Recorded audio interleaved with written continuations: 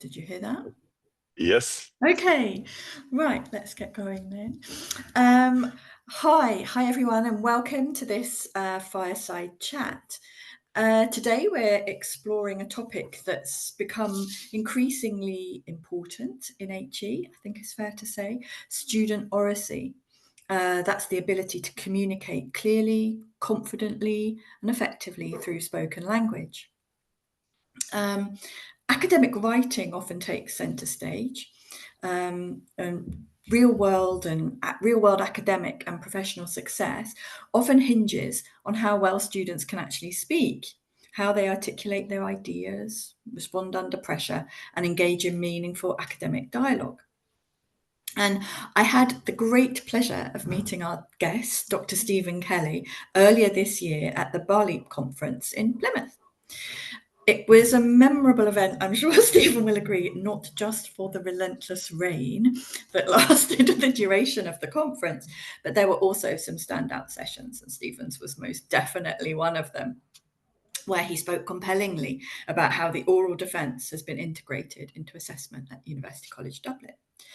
So today I thought it'd be a good idea to take the opportunity to hear more about that in practice. What does an oral defence really look like? Why was it introduced and how's it going?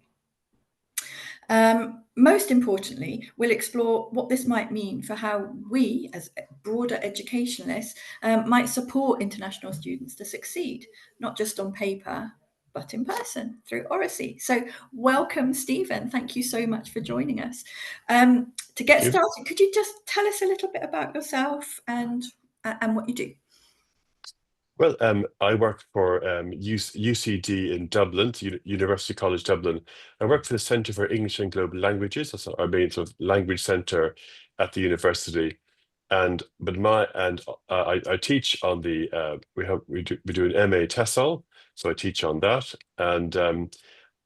But mainly I'm involved in helping to deliver EAP classes to our three partner colleges in China. So University College Dublin has partnerships with three Chinese universities in Beijing, Xi'an, and Guangzhou. And so when I come in, myself and my colleague, we basically coordinate the delivery of EAP as a compulsory module for the students as part of their undergraduate degree course. And I suppose the hope is that that really gives them the tools they need to flourish in their chosen area of study, be it, I don't know, Internet of Things or urban planning or transport design, for example. So discipline agnostic. Yes, I suppose. Well, yes, we do. I mean, obviously, all of our students are actually, well, all of our students are STEM. They do STEM subjects. So, for example, down in Guangzhou, it's an agriculture university, so they learn things like horticulture and food safety.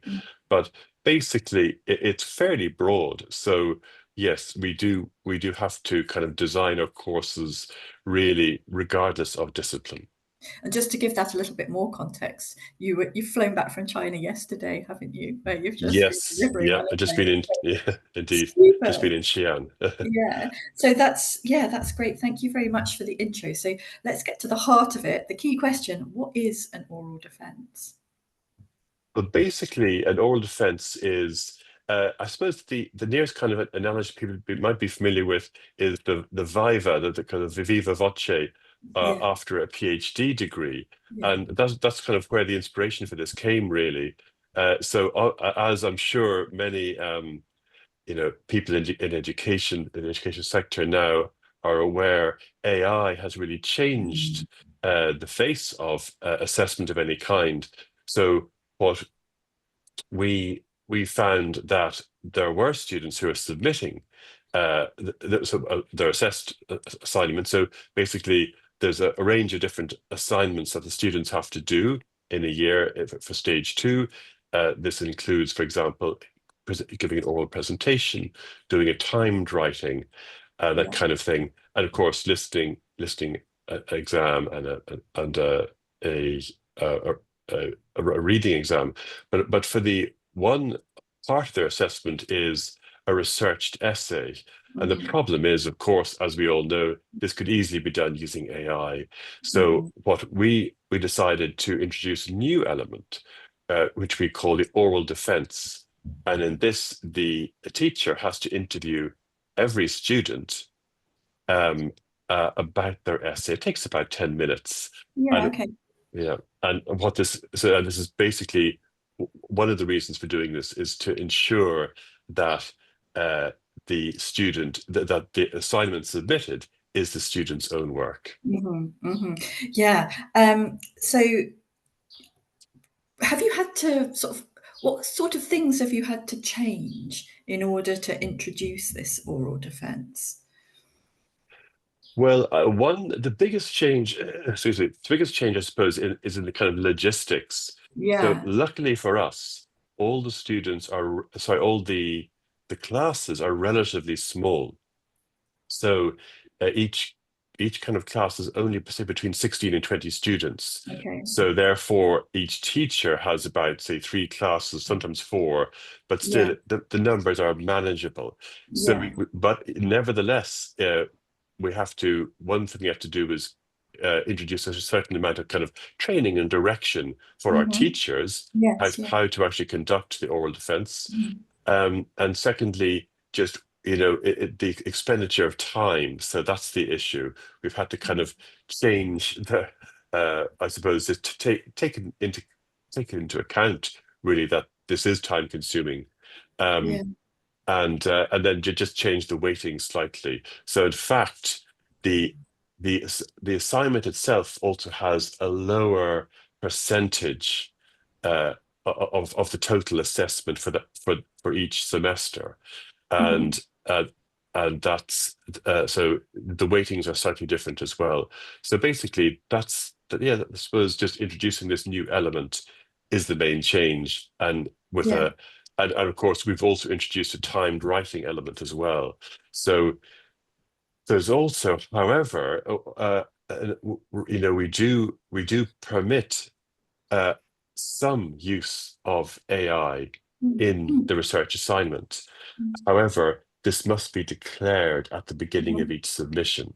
Mm. So, for example, a student is permitted to use AI, for example, to generate ideas, Mm. Mm. uh, and they are allowed to use AI to check for grammatical and word choice errors, Mm. but these Mhm. have to be declared.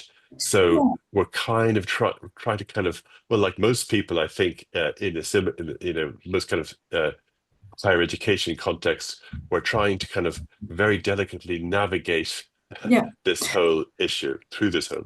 I think that sounds absolutely excellent because you can't sort of deny the existence of AI. It's kind of the phrase we Yes. always hear is like the genie's out of the bottle, it's here to stay. Yeah.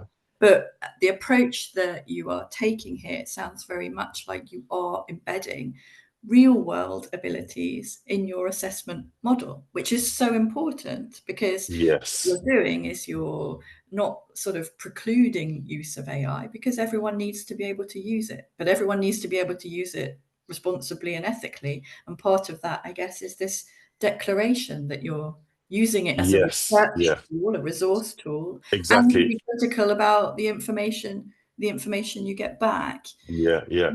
Yeah, And the student has to be familiar with the content of the essay and the arguments being yeah, made.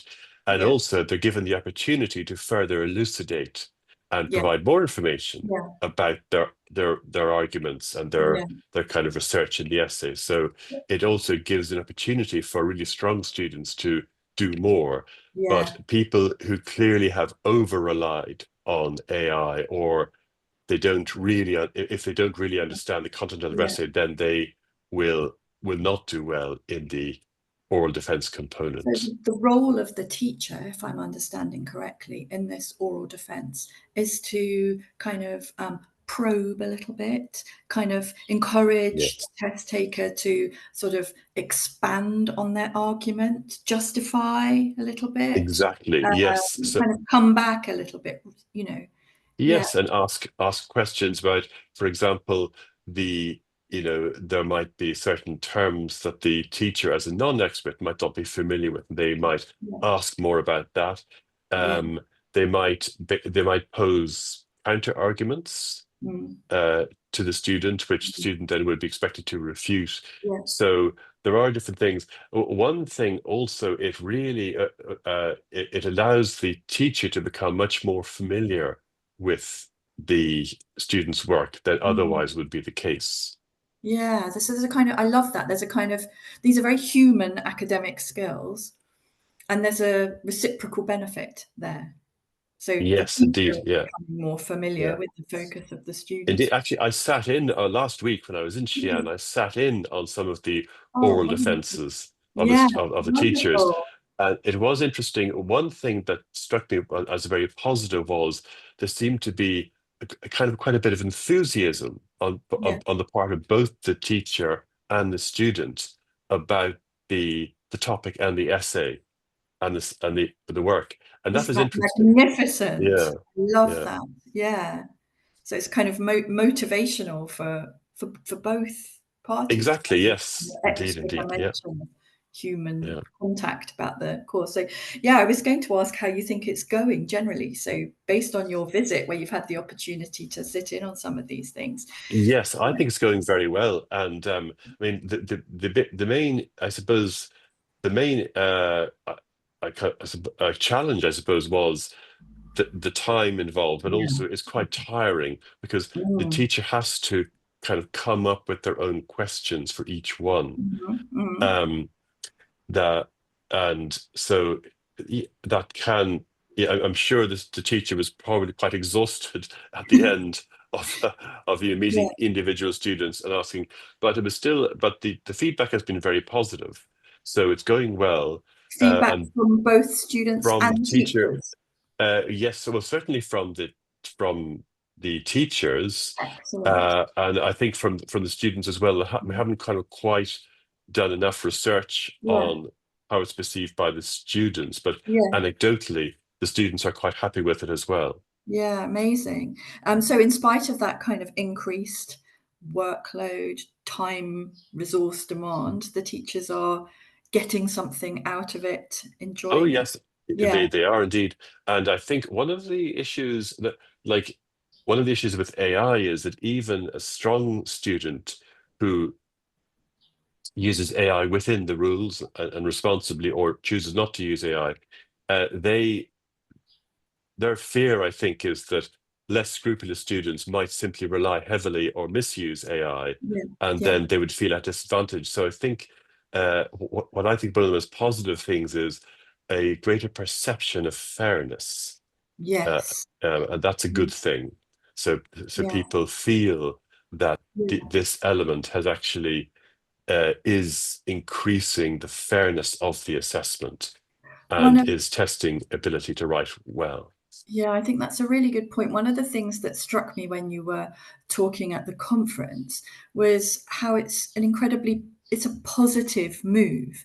So sort of investigating malpractice or reinforcing academic integrity post hoc, it's a negative, and it's also resource heavy, Yes. isn't it? If you think about the Yes. time demand in investigating whether or not something, a student has completely like plagiarized or used AI, that's resource intensive in its own right. So what Yes. better way to kind of rechannel these resources into doing something before the event, before the event, that's actually Yes. holistically has a tremendous impact on the students, Yeah. and from what you're saying, the teachers.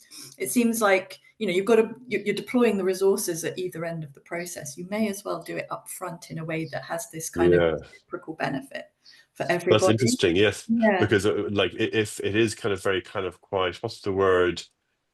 The kind of like in forensic investigation afterward. yeah, If we suspect there has been AI, a heavy AI yeah, use, yeah, and then we're kind of like conducting a kind of interview at the end, kind of essentially it's accusatory. Now, absolutely, I think I mentioned some software at the in the conference. yeah, yeah. I mentioned software that is supposed to detect AI use, Mm. but it would appear that that doesn't isn't always accurate, or Yeah. apparent or anecdotally, it appears that there are Mm. some students who feel very hard done by Mm. because they feel they've been, as it were, unfairly accused of Wrongly. having used Yeah. AI when they haven't, Yeah. uh, uh, Yeah. or have done so within the rules. So that so this, yes, I suppose this, I think what motivated us was we essentially wanted to reduce the incentive to cheat to start with. So, and that's so we feel that unless a student, is very desperate, they won't they'll be less inclined to essentially Mm. cheat. Because they know they will be detected. Mm. I mean, we have had cases in the past where, for example, a student has fabricated a reference list, and Yeah. that's very easily detected, of course. Yeah. But Yeah. um, but when the student knows they're going to have to coherently discuss work that they've submitted along with the sources, one of the questions they might be asked is, which sources did you find Mm. most useful and Mm. significant? So Mm. if the sources don't exist or have been fabricated by AI, well, Mm. then of course they will not be able to answer, and that Mm. and that just basically sets them on the right path, Yeah. Yeah. without kind of you know yeah, as you say, it's not a sort of after the event Yeah. investigation to catch someone, as it were. Exactly. It's kind of celebrating what excellent teaching is all about, really. And excellent teachers don't want to be police officers. You want to have that Yes, input at the beginning of the process that's, de-incentivizing the need to cheat. So you're not kind yes, of punishing the students, you're critiquing the structures in which the student's operating and doing yeah, something to change that, which I think is very powerful. So you get the impact on the student and the teacher of just changing that assessment model a little bit. Sounds yeah. incredibly powerful. Have you Yeah. got plans to elicit feedback from the students, to seek student feedback on how they feel it's Yes, we going? do. Yes, so there is like first of all, then we have a meeting between teachers and student representatives every year, and assessment comes up at the meeting. Right. Uh, Yeah. as the usual things. There's Yeah. certain things we kind of expect every year. The students will say, "Oh, can you make everything easier for us?" and things like that. For example. But that's all not always possible. But we do. So yes, we do. Well, our plan is to, uh, you know, uh, do more research into the the what the students think about this. But Yeah. the students, uh, the students, in kind of small kind of anecdotal kind of feedback Yeah. that it's been fairly Yeah. positive. The only area, one area of, I suppose, something to bear in mind is that it does require a certain amount of training and expertise on the part Yeah. of the teacher. Yeah. And I suppose the Yeah. biggest concern probably is uh, people want to ensure that the the process is correctly and it consistently Mhm. executed, and that's Mm. the idea. So um, we want all, yeah, we want all teachers. Yeah, that's the area where you may, what we've anticipated as a potential problem is you might have one student saying, "Well, my teacher did it this way," and, "Oh, but your teacher did it a different way. Well, that's not right." So Mhm. we have kind of preempted this possible problem by, we're going to introduce more training essentially Yeah. next semester. So Yeah. For and I said, teachers. yeah, exactly, for Yeah. teachers, so that Yeah. we can ensure that the oral defense Yes. exam is kind of correctly, is consistently administered across the Yeah. board. In the LanguageCert academic speaking test, we have like a mini version of this, if you like, at the end Ah, of the yes. test, where the test taker gives a short presentation based on a stimulus. And then the role of the interlocutor, they have a sort of scaffolded framework from which they conduct the exam, and they have a sequence of questions. They don't ask all the questions. We're working on the basis that by the end of a 15-minute or so speaking test, they have a good enough feel for that candidate's level of English language proficiency, and they're able to just probe a little bit, maybe counter argue, do lots of those things that you're describing happens in the oral defense. And of course, the interlocutor training is an absolutely essential part of that, because you need the flexibility within the framework to provide the right support and challenge for every single student to get their best performance out of them, but in a way that is fair and consistent across a whole group of interlocutors across a global candidature. So it's exactly the same. It's a mini version, isn't it, of that challenge Yes. you're facing? And it kind Yeah. of comes down Yeah. to That's trick interesting. Yeah, yeah. Well, training. the big advantage, I suppose, we have is it's easier for us in a sense, is because the numbers are fairly relatively small. But an Yeah, interesting point. I mean, I did wonder about what how this kind of thing could be rolled out in a much yeah, bigger yeah, scale, like this yeah, with language cert, probably much more challenging. But of course, you'd have more, I suppose, expertise and resources and understanding, yeah, probably, if they really would, about testing in that sense. So, yeah. but and one of the issues, of course, one of my jobs along with my colleague Alex Runchman is we actually are responsible for creating the assessment every Yeah. semester, and that Yeah. includes finding texts for reading, listening, Mm, writing tasks, and so mm, forth, um, and also kind of tweaking and refining the grading criteria, yeah. you know, every year, and that one kind of works almost instinctively. So Mm, we just don't have the time to kind of dedicate huge amount of hours in refining this, mm, which yeah. so it's interesting, but It's, yeah, it probably is how fairly these typical. two Yeah. things kind of interrelate. So what I'm most interested in replicating in the assessment is to sample and prepare students for what happens when they get to university. So with the oral Yes. defense seemingly, an increasingly important part of life at HE, I'm very interested in the way in which our tests can just start to build and foster the kind of skills that are going to be incredibly useful when they're in that Yeah. situation Well, there. So that's an interesting, yeah, but one that's an interesting point, because I forgot, I should have mentioned earlier perhaps that one of the issues we found, so all of our students in China, they do not really get the opportunity to use English in a mm, spoken mm, context.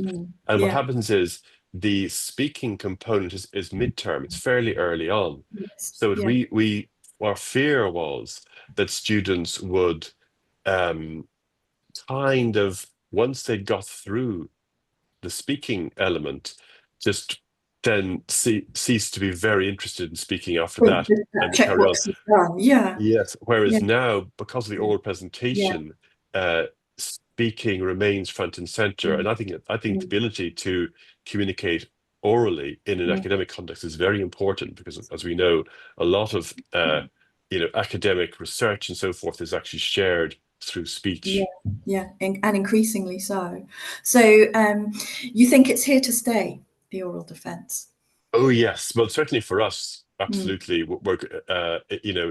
It's been we're very happy with how it was received, yeah, and we're carrying on like this. In terms of changes, we don't. I suppose we'll probably. Uh, yeah, I mean, one thing we'll do a little bit more of is probably as a teacher training, yeah, and we'll try to ensure that the consistency in terms of how the test is administered, and then maybe more preparation to help the students prepare better for it. yeah, So, I mean, yes, I can imagine. Yeah, saw at first hand less able students probably it makes them quite nervous having to go mm, into mm, to this. And mm. so maybe we will look at ways to perhaps um, help students prepare better for the oral defense component by Yes, thinking yeah, about, useful in-class activities. We're already very keen on promoting a kind of a task-based learning with lots of discussion and yeah, monitoring. yeah. So that Well, might come into that. certainly as like Mm. test providers, one way we can support that is by keeping oracy at the very core of preparation for an admissions test. So, we Yes. have human examiners, and we put spoken and listening proficiency is, at the heart at the heart of a sort of a human-centered test design, Ah, like that's it. LANGUAGECERT. Yes. One thing we're kind of running out of time now. I could talk to you all day, but one thing I'm particularly interested in, I guess it's early days now, but I don't know if you're thinking about this for the future, is do you have any kind of feedback yet, or do you intend to get feedback from faculty on how, once these students have completed their course with you, in terms of speaking, listening, participating, presenting, any improvement, any noticeable kind of difference in their critical thinking capacities as they go through into their Hmm. undergraduate or postgraduate study? Well, it's interesting. I mean, we only provide EAP support for the first 2 years. Right. One interesting point when discussing with faculty of the impact of our training on the students' performance in their subject major, was they found that in as they go into third year, a decline, a slight decline when Interesting. yeah, when Yeah. our support is withdrawn, Yeah. so when it Very is withdrawn. interesting. So Yeah. so certainly it does help them, mainly because they get very little chance. Yeah. They get no chance really to practice English much outside of the classroom. Yeah. Um, in terms things, I mean, for in terms of faculty, things like the ability to define terms, that's quite important. Mm. Um, so we had, I don't know, for example, in the the South China Agricultural University, uh, the students knew what an enzyme was, but they were not really able to explain to a Mm. non-expert what an enzyme is. Mm. It's quite a challenge. In fact, I'm not even sure I could do that now because I have to have some knowledge. So it's Mm. interesting because essentially the EAP teachers Mm. are by definition not experts Yeah. Yeah. in subjects that the Mm. student knows a lot Mm. about. And this is part of the student's job, is to be able to explain to the Mm. teacher certain things about, I don't know, could be how the internet works, or Mm. food safety issues and so forth, or Mm. uh, but that, yeah, so I suppose vocabulary, being able to define terms and being able to explain things to a Mm. non-expert, those are areas. But Mm. you'll find that yeah, those are areas Mm. the students are better at Mm. because of our training. This is something I'm so kind of interested in, especially at this time when international education is really kind of under the cosh.